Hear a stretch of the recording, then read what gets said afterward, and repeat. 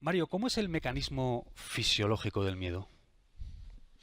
Pues es un mecanismo sumamente complejo, Sí, porque ten en cuenta, Jesús, que nosotros pertenecemos al 0,1% de las especies sí, de las que existe registro fósil y que todavía siguen vivas. ¿Cómo hemos conseguido esto? Pues lo hemos conseguido, entre otras cosas, porque hemos sabido distinguir la amenaza mm, antes de que fuera demasiado tarde. Los ya, mecanismos del miedo lo que intentan es captar cualquier cosa que pueda suponer una amenaza. Esto que está muy bien sí, desde el punto de vista físico porque nos puede dar recursos cuando nos ya, enfrentamos, por ejemplo, a un depredador, mm, se convierte en un problema cuando la mente o ciertos compartimentos de la mente mm, utiliza estos mecanismos para generar ya, unos miedos que los vivimos como reales y que son simples alucinaciones, son simples espejismos ya, que la mente es capaz de crear. Y por ya, eso, pues hay personas perfectamente capaces de hacer frente a un montón de desafíos, pero el miedo les atenaza, el miedo les esclaviza, ¿no? Entonces ya, la anatomía del miedo es una anatomía que tiene un sustrato neural, un sustrato también en el cuerpo, un sustrato sí, fisiológico, pero que también tiene un enorme componente mental. Entender la ya, relación entre los dos espacios creo que es importantísimo para vivir con más confianza, con más ilusión y con más serenidad. ya.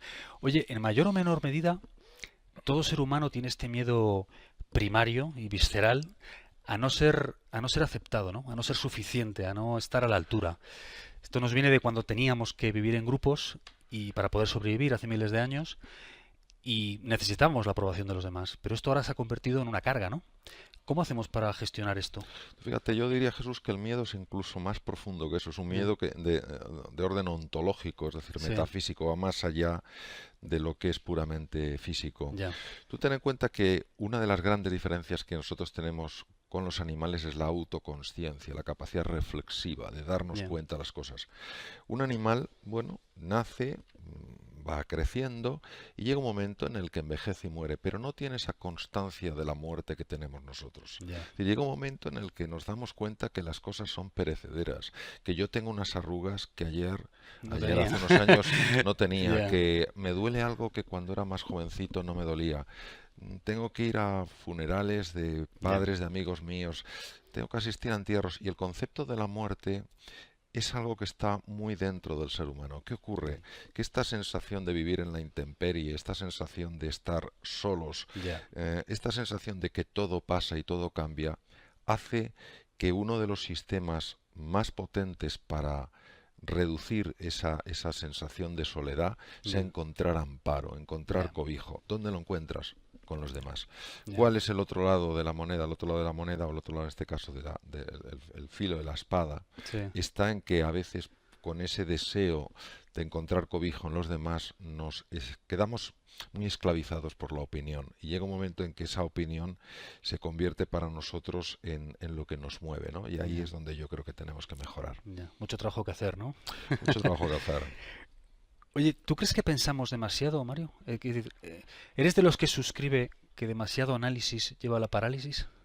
Bueno, es una cosa muy fácil de observar. El pensamiento, hay dos tipos de pensamiento, el automático que no sirve Mm, para casi nada y el reflexivo que sirve para casi todo. ya, Pensamiento automático son la cantidad de juicios y de prejuicios que manejamos ya, diariamente y que hacen que muchas veces condenemos las cosas o incluso las personas sin ni siquiera conocerlas. Este es un pensamiento que está demostrado que daña la salud. ya, Por sorprendente que parezca, este tipo de mm, pensamiento daña la salud porque genera muchísima tensión, ya, genera mucha ansiedad, genera un montón de angustia y esto repercute en el cuerpo. La reflexión es diferente. La reflexión pide sosiego, pide una interiorización, pide aquietar la mente, suspender este pensamiento automático, ahondar más en una idea y por eso la reflexión sí es muy, muy útil. ya, Por eso todo lo que es la serenidad, silencio, momentos de meditación, etcétera, tiene un efecto tan saludable en nuestro cuerpo. ya, en el bienestar, ¿no? En el bienestar, claro. Que haya tantas empresas de éxito en Silicon Valley, aparte por otras muchas razones, es porque el ambiente es propicio a eso, ¿no? Se acepta el fracaso. Entonces los emprendedores lo intentan más veces y al final por estadística pues también hay más éxitos, ¿no? ¿Cómo podemos trasladar ese principio a nuestra vida para Mm. intentar crear un entorno en el que nos dé menos miedo tomar decisiones y hacer más cosas? He tenido la ocasión de visitar distintas empresas en Silicon Valley y conocer Sí, gente muy metida en el mundo del emprendizaje. Y la conclusión a la que he llegado yo es la siguiente, porque Silicon Valley es una excepción incluso en los Estados Unidos. Mm, Solo hay un lugar que yo conozca que tiene la misma dinámica o la misma filosofía que Silicon Valley, y se llama el MIT, el Instituto mm, Tecnológico de Massachusetts, que está en Cambridge, enfrente de Boston. Para mí, ¿cuál es la fórmula de éxito? La fórmula de éxito tiene unos ingredientes muy sencillos, lo que pasa es que no son fáciles de aplicar. mm, El primero, como muy bien decías tú, Jesús, es una relación con el fracaso radicalmente distinta a la que tenemos, por ejemplo, en Europa. ya, Ante el fracaso, ellos no se sienten fracasados. Ellos sencillamente ven que una vía se cierra y hay que probar un camino diferente. Y en el camino, en ese proceso de emprender un camino diferente, tienen que ver qué aprendizajes salen de esa vía que no ha funcionado. Eso es lo ya, primero. El impacto del fracaso en Europa y sobre todo en muchos países del arco mediterráneo sí, es tremendo. O sea, una ya. persona fracasa y se siente fracasada. Estigmatizada ya, ¿no? Y el propio contexto Ya, la apunta con el dedo, etcétera. ya, Ese es el primer punto. El segundo ingrediente es la cooperación. Yo he visto unos niveles de cooperación en Silicon Valley y sé que los hay en el MIT sí, espectaculares, ya, como también los hay en la cocina en el País Vasco, ¿no? Es decir, ya, ellos comparten muchísimo las recetas, no se ven como contrincantes, ya, se ven como compañeros en un proceso de conseguir una cocina lo más creativa posible y son un muy buen reflejo de un Silicon Valley en España, ¿no? ya, Entonces esta cooperación está muy basada en el tercer ingrediente, que es la generosidad. ya, La generosidad como deseo de ayudar al otro a crecer. Esto desde una mente muy racionalista, desde una mente muy cartesiana, ya, parece un absurdo. Yo recuerdo esa frase que me parece tan lamentable que es al enemigo ni agua, ¿no? mm, Entonces, proyectas enemigos donde podría haber amigos. ¿Y ya, qué pasa? Que al final se pelea por un trozo de la tarta en lugar de trabajar juntos para ver cómo hacemos la tarta más grande. Creo que esa es la clave. Y también que ha habido, obviamente, el cuarto ingrediente que yo pondría ahí es que exista una facultad, es decir, una universidad. Silicon Valley no existiría sin la Universidad de Stanford. ya, La Universidad de Stanford es una universidad que genera emprendedores. El MIT es una institución a nivel mundial que genera mayor número de emprendedores. mm, Sin embargo, como contexto global, Silicon Valley es algo absolutamente diferencial. ya, Y eso es lo que yo he ya, contemplado. Casi todas las empresas han crecido alrededor de Stanford. mm, Stanford es una universidad muy implicada en dar una enseñanza práctica, en favorecer la mentalidad de emprender, la mm, mentalidad de crear valor, y ya, eso indudablemente ha tenido un impacto alrededor. ya. Se dice que al final del día somos la media entre las 5 personas con las que más interactuamos, ¿no? Entonces, si yo me paso el día con un grupo de 5 amigos victimistas viendo la televisión, es probable que acabe siendo el sexto. Pero ¿cómo hacemos cuando necesitamos interactuar con ciertas personas que no podemos quitar de nuestra vida? Por ejemplo, un familiar cercano. ¿Cómo podemos gestionar eso? Bien, esa es una pregunta bastante compleja. Voy a intentar resumir la respuesta. No sé si son 5, 6 o 10 Mm, las personas que de alguna manera nos impactan tanto, pero no cabe duda que es así. Y es así, entre otras cosas, por el descubrimiento hace unos años, o sea, Parma en el norte de Italia, cerca de Milán, sí. de las neuronas espejo. Mm, Neuronas que son capaces de reproducir en nosotros el estado emocional de otra persona. ya, Cuando tú estás rodeado de personas que tienden a ver la vida de una forma muy negativa, muy pesimista, por vía inconsciente, sin que tú te des cuenta, a mm, ti eso te va afectando. Entonces, esa es una de las razones por las que es tan importante rodearse de gente positiva, mm, de gente por lo menos que tienda a ver las cosas con un punto de ilusión, con un mm, punto de alegría. Ahora, también es verdad esa situación que se produce, que es que una persona tiene que convivir con un familiar que a lo mejor tiene una depresión. Yo en este caso lo que diría es lo siguiente, no puedes cuidar de los demás si no te cuidas de ti mismo. mm, Es decir, hay veces que estas personas creen que tener espacios para cuidarse, para recuperarse de algo que desgasta tanto como es prestar atención o estar al lado de una persona que tiene una enfermedad que mm, genera mucho desgaste, sea un Alzheimer, sea distintas veces de Parkinson, sea una depresión, etcétera, sí, pueden pensar que dedicar tiempo a ellas es egoísmo. Yo creo que eso está muy mal entendido. ya, Tú no puedes cuidar a los demás si estás lleno de frustración, si estás agotado, si estás que no puedes más. ya, Entonces, yo lo que haría sería eso, es decir, asumir que esta es una prueba de amor.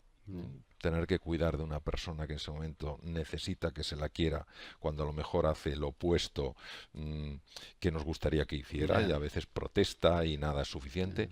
Y por otro lado, la importancia extrema de que esas personas que están cuidando de otros también se cuiden de sí mismas. ¿Qué es la neuroplasticidad? ¿Y qué es eso de que ser más valiente nos hace más listos?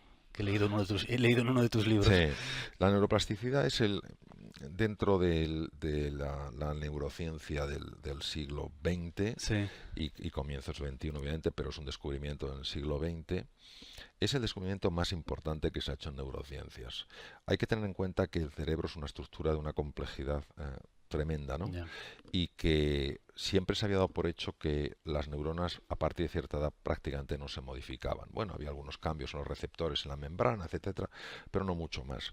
Don Santiago Ramón y Cajal ya intuyó hace muchísimos años que la neuroplasticidad era un hecho, no lo podía mostrar porque hace falta una tecnología muy sofisticada, pero él lo intuyó, era una persona, no solo un gran científico, sino una persona con una gran visión, ¿no? Y la neuroplasticidad es la capacidad del cerebro de moldearse desde la mente. ¿Qué quiere decir? Si yo introduzco, vamos a utilizar una analogía muy pobre pero que nos puede servir. Si yo considero que el cerebro es un ordenador, lo que es el hardware, la parte física del ordenador, y la mente es el software, es decir, el disco, el programa que yo incluyo, pues claro, yo puedo entender perfectamente que lo que dé ese hardware depende también del software. Pero no se me ocurriría pensar que el software tiene la capacidad de cambiar físicamente el cerebro, el ordenador. Sin embargo, la mente sí tiene la capacidad de cambiar físicamente el cerebro. Hoy se sabe que dependiendo del tipo de mentalidad que tú tengas, una mentalidad más optimista, más pesimista, esa mentalidad moviliza una serie de neurotransmisores, una serie de hormonas, una serie de cambios electromagnéticos que sí producen cambios físicos en el tejido cerebral. Esto es lo que se llama neuroplasticidad. Hay de muchos tipos. Está la neuroplasticidad de aquella neurona que cambia los receptores de su membrana y se hace, por ejemplo, más sensible a un tipo de neurotransmisor. Imaginemos, por ejemplo, uno que es el gamma aminobutírico, que es el que te genera sensación de paz, de calma. Imaginemos lo que significa que una neurona aumente el número de receptores. Quiere decir que esa persona disfrutará de una mayor calma, de una mayor serenidad. Pero también esa neurona puede cambiar su forma de conectarse con otras neuronas. Entonces crea nuevas dendritas, es decir, nuevas prolongaciones, crea nuevas ramificaciones de su axón, con el cual ella manda información a otras neuronas, y de esta manera se crean nuevos circuitos. Pero hay una tercera forma de neuroplasticidad, que es la más sorprendente, que se llama neurogénesis, que es la formación de nuevas neuronas a partir de células madre. Hoy solo se ha identificado en 2 sitios, los bulbos olfativos, pero hay uno de ellos, el segundo, que se llama el hipocampo, que es un centro de extraordinaria importancia, porque es el que te permite reinventarte, es el que te permite cambiar tu forma de ser y de estar en el mundo. Pues ahí, específicamente en la capa K3, se ha podido ver que se forman nuevas neuronas. Entonces, en 21 días, una célula madre se convierte en una neurona. Estamos hablando de un proceso absolutamente prodigioso. ¿Qué ocurre? Que cuando una persona tiene una mentalidad más positiva, cuando una persona está más ilusionada, cuando una persona se arriesga más en la vida y si se tropieza, aprende, se levanta y sigue adelante, la neuroplasticidad se favorece en todas sus dimensiones. Hay nuevos receptores en la membrana, hay nuevas conexiones, nuevos circuitos y hay nuevas neuronas. Pero si una persona ante los fracasos, ante las dificultades, cae en la depresión, cae en la desesperanza, cae en la sensación de impotencia, hay 2 hormonas que empiezan a subir a niveles muy peligrosos. Bueno, una es un neurotransmisor, que es como una hormona intracerebral, y otra es una hormona que funciona en el cerebro y fuera. El neurotransmisor es el glutamato. Entonces el glutamato, cuando una persona está muy tensa, muy nerviosa, o llena de ansiedad, yo no puedo con esto, no sé qué, y se queda allí, y se queda ahí tal cual, empieza a subir. Y el cortisol empieza a subir. El cortisol entra también en tejido cerebral. La combinación de los dos llega a matar neuronas. O sea, primero bloquea todo el proceso de neurogénesis, pues que además mata neuronas. Entonces es un ejemplo claro de cómo la mente es capaz de afectar físicamente al cerebro. Al cerebro. Y hacerlos más listos. Claro, tú te haces más listo porque la inteligencia es la capacidad de resolver problemas y adaptarte. Si tú tienes neuronas que están más conectadas, neuronas que comparten más información, neuronas que trabajan mejor, indudablemente tu capacidad de resolver problemas, tu capacidad de adaptarte aumenta. Claro. Háblame de Elizabeth Kubler-Ross. Hmm. Bueno, Elizabeth Kubler-Ross es una mujer ya afortunadamente bastante conocida, Sí, psiquiatra, discípula de Carl Gustav Jung, suiza, sí. y esta mujer se fue a los Estados Unidos y fue la primera mujer que se atrevió a hacer un estudio de las emociones de las personas, de los enfermos que estaban muriéndose. Ujú. Esto generó un problema enorme porque, bueno, no gustó nada ese tipo de estudio, la Mm, despidieron, pero había tenido tanto impacto su primer libro que se montó una especie de motín social y la tuvieron que sí. readmitir. Y esta mujer, en los mensajes que manda, que son potentísimos, dice que una de las cosas que más le impresionó cuando acompañaba a personas cuando se estaban muriendo Sí. es con qué frecuencia le decían me habría atrevido más en la vida. En lugar de recordar algo que no había funcionado, algún fracaso que habían tenido, Mm, lo que recordaban sobre todo mm. desde esa nueva perspectiva que tiene que dar ese momento, que en algún momento todos pasaremos por él, fue qué pena. Ahora veo con claridad que me tenía que haber atrevido O más. sea, que se arrepentían más de lo que no habían hecho de lo que sí habían hecho, ¿no? Exacto, sí, sí, sí, sí. Los primeros 7 años de vida son fundamentales, ¿no? En la forma en la que se forma nuestra personalidad y la forma en la que luego vamos a estar en el mundo, ¿no? Dinos 2 o 3 consejos para los padres que están ahí fuera, que creas que, bueno, puedan ayudarles a darles más confianza a sus hijos o a ser adultos más valientes. Bueno, yo sé que ser padre es precioso y no es fácil. Mm, Yo diría que el lema, por lo menos que intento seguir en mi vida, lo mejor que sé es darles raíces para crecer y alas para volar. mm, Es decir, las raíces para crecer es darles unos sólidos valores, unos sólidos fundamentos para que no anden a la deriva por la vida. Hoy en ya, una sociedad donde parece que todo vale, ya, no podemos olvidar que un valor es aquello que perfecciona una persona y no depende de la cultura, depende de nuestra humanidad, ya, de cómo somos como seres humanos. Entonces, lo primero, esas raíces son los valores, valores por los que tienes que estar dispuesto a dar la cara y asumir la pérdida que va a implicar el que des la cara por ellos. mm, Esos valores solo los vas a transmitir si tú los vives. ya, Eso te es el ejemplo. Y luego, alas para volar, es decir, que hay que favorecer que nuestros hijos tengan oportunidades para equivocarse, mm, para aprender y para salir adelante. A veces nuestro deseo de protegerles de todo hace que esas alas no se abran ya, y queremos que sigan exactamente un camino. No, nosotros tenemos la suerte de tener una vida, dejemos que ellos tengan la suya. ya, Obviamente, si están haciendo algo que nos parece que es peligroso, es nuestra obligación, nuestra responsabilidad marcárselo. Pero eso de que tienes que hacer la misma carrera que he hecho yo porque eso es tradición en la familia, o no te dediques a la música, o no te dediques tal que te ya, morirás de hambre, me parece que es una cosa que no lleva a ningún sitio. ya. ¿Cómo pasa alguien de la cirugía y la medicina a comunicar sobre, sobre motivación, sobre liderazgo y todas estas cosas de las que Pues hablas? pasas cuando te das cuenta que eso es parte de la medicina. Ya, Cuando te das cuenta que la medicina no solo es hacer un buen diagnóstico y llevar a cabo una buena intervención quirúrgica, sino que la medicina es también y sobre todo no perder de vista jamás que delante tienes un ser ya, humano, no un caso clínico interesante. Y si tienes un ser humano, pues lógicamente tienes que conectar, encontrarte con ese ser humano. Tienes que tener la capacidad de ponerte en su lugar, entender su sentir y ayudarle a aflorar ese potencial, esos recursos que todo ser ya. humano tiene. Entonces es natural, eh, dentro del proceso de hacerse médico, Sí, tener esta inquietud. Por eso me sorprende que algunas personas esto no lo vean así y piensen que la medicina es algo exclusivamente de orden científico ya. y técnico y que no tiene ningún componente Ya. humanista. Yo creo que es Que- científico, técnico y humanista. Sé que eres un lector voraz. ¿Ha habido algún libro en tu vida que te haya marcado especialmente o que Sí, haya significado un punto de inflexión en cómo sí. ves la vida? Y... Yo leo mucho, es verdad, llevo muchos años leyendo mucho. Un libro que me marcó mucho fue un libro del profesor Pedro Laín Entralgo, Mm, gran médico, extraordinario antropólogo, catedrático de Historia de la Medicina de la Universidad Autónoma de Madrid, se llamaba La relación médico-enfermo. Ese libro me marcó mucho porque precisamente hablaba de esto, mm, hablaba de hasta qué punto eh, el encuentro con otro ser humano, la comunicación, ya, la relación entre el médico y el enfermo tenía una capacidad sanadora, ¿no? Ya.